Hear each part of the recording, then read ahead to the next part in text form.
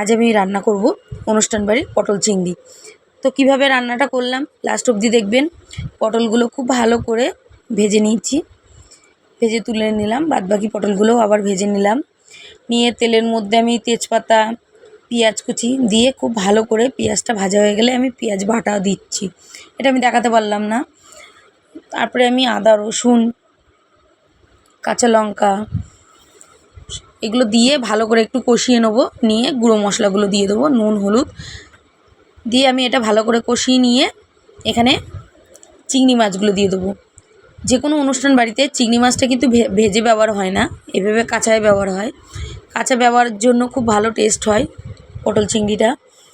এখানে বাদবাকি গুঁড়ো মশলাগুলোও দিয়ে দিলাম, যেরকম ধনের গুঁড়ো, জিরের গুঁড়ো, লঙ্কার গুঁড়ো, কাশ্মীরি লঙ্কার গুঁড়ো, গোলমরিচের গুঁড়ো। তারপরে এর মধ্যে কাজু আর পোস্ত বাটা আর চালমগজ বাটা এটা দিয়ে একটু জল দিয়ে ভালো করে মশলাটা কষিয়ে নিচ্ছি। কষা হয়ে গেলে আমি এখানে পটল আর আলু ভাজাটা দিয়ে দিলাম। দিয়ে এটা ভালো করে কষিয়ে নেবো। নিয়ে পরিমাণ মতন জল দিয়ে দেবো। জলটা দিয়ে খুব ভালো করে ফুটে উঠবে।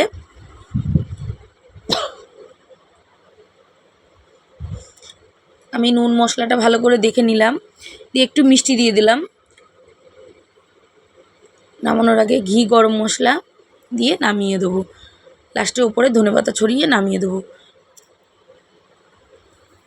এইভাবে বাড়িতেও বানিয়ে খেয়ে দেখবেন, খুব টেস্ট হয়, খুব সুন্দর হয়।